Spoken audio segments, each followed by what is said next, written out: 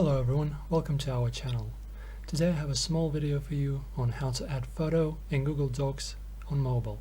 I am in my Google Docs application right now. So from here you want to create your first document. Press on this plus icon here. Now press on New Document. From here you want to type in any type of text that you want, if you want that. And also you can easily add an image by clicking on the plus icon here.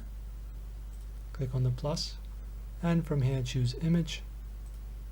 And from here you have different sources to use to add the images from. So if you want to add it from your personal phone, from your storage, you can add them as well. This is going to be the From Photos button, or you can make a photo instantly if you want and then insert it right into your document.